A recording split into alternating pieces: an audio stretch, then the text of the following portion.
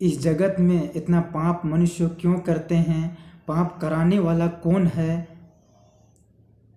एक स्वर्गदूत था जो परमेश्वर ने उसे बनाया था, और वो स्वर्गदूत परमेश्वर के विरुद्ध पाप किया। उसने अपने मन में बुरी बुरी विचार किया और परमेश्वर के विरुद्ध उसने पाप किया जब, तो परमेश्वर उसको स्वर्ग से इस धरती पर गिराया था।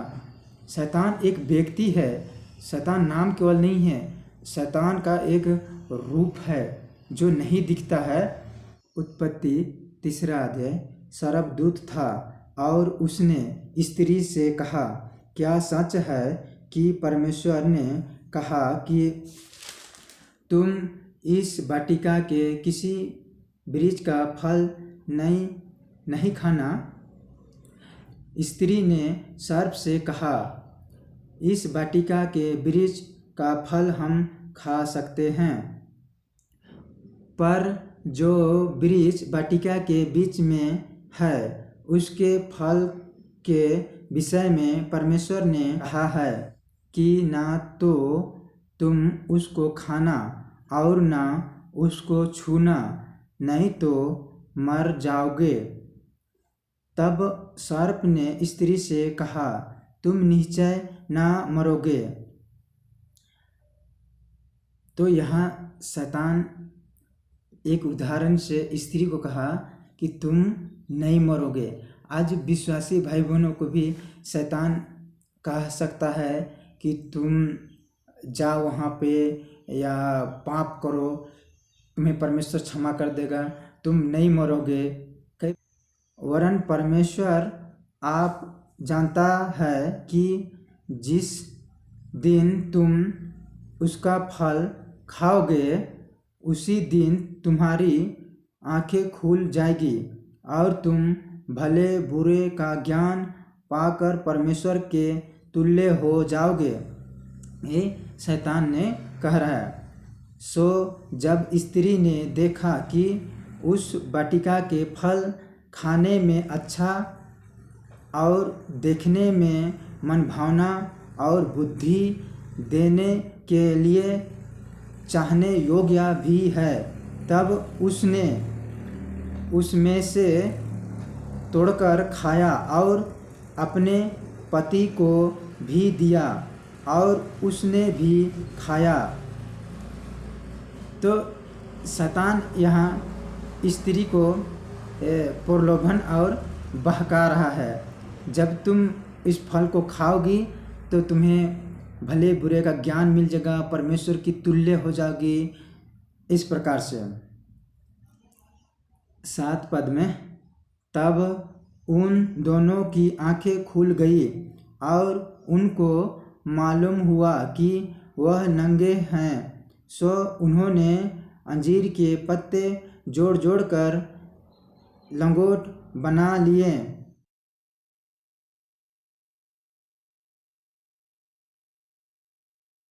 8 पद में, तब यहोवा परमेश्वर जो दिन के ठंडे समय वाटिका में फिरता था, उसका शब्द उनको सुनाई दिया। तब आदम और उसके पत्नी वाटिका के वृक्षों के बीच यहोवा परमेश्वर से छिप गए।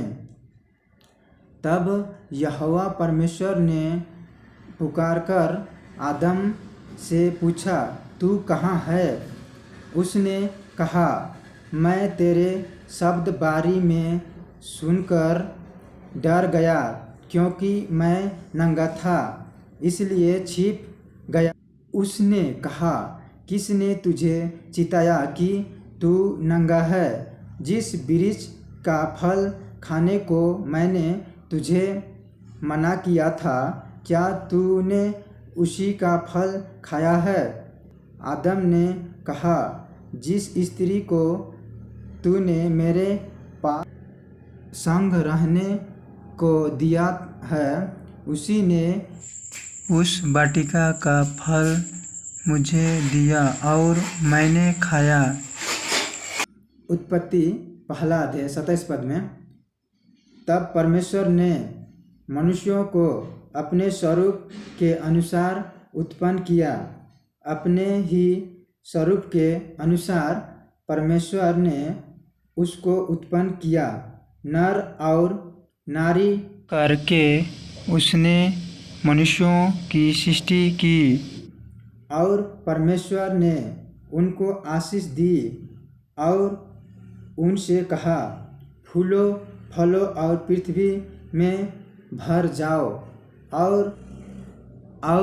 उसको अपने बस में कर लो और समुद्र की मछलियों तथा आकाश की पक्षियों और पृथ्वी पर रेंगने वाले सभी जंतुओं पर अधिकार रखो।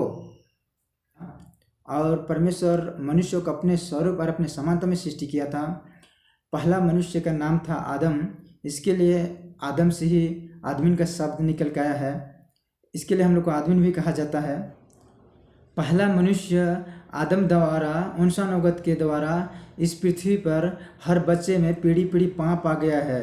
जैसे माता पिता के द्वारा बच्चे पर पाप आता है, उसी प्रकार से पहला मनुष्य के द्वारा पाप आ गया है। हम सब आदम के संतानें हैं। इसके लिए आदम और हवा स्त्री जो पाप किए, जब पहला आज्ञा तोड़कर परमेश्वर की, और शैतान ने वो लोग को बहलाया और बहकाया और फुसला के जब फल खिलाया था, भले और बुरे का ज्ञान के वृक्ष का फल खिलाया था, जब उन लोग पाप में गिरे तो इसके लिए पाप के द्वारा मृत्यु आ गया।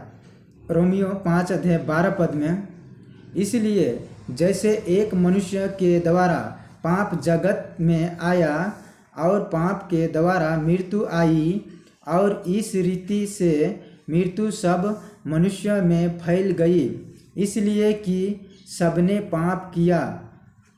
तो पहला मनुष्य आदम के द्वारा जो कि पाप आया इस जगत में, और पहले मनुष्य आदम के द्वारा मृत्यु भी आया। जब वो लोग पाप किए, पहला परमेश्वर की आज्ञाओं को तोड़कर और फल खाकर, शैतान उन लोग को बहुत विचारधारा डाल के फल खिलाया था।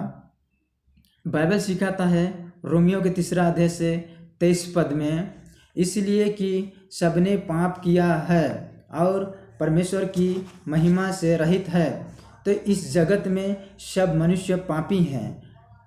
तो जब पापी हैं तो पाप का तो दंड भुगतना ही पड़ेगा। लेकिन परमेश्वर ने पाप का दंड भुगतने के लिए, मनुष्य को छुड़ाने के लिए, उसने स्वर्ग से मनुष्य के रूप धारण करके इस पृथ्वी पर आया, और उसने सारे मानव जाति का पाप का दंड को उसने भोगा और बलिदान दिया, ताकि उन पापों को क्षमा कर सके। जो मन फिरेगा, जो उस पर विश्वास करेगा, उस पर लागू होगा।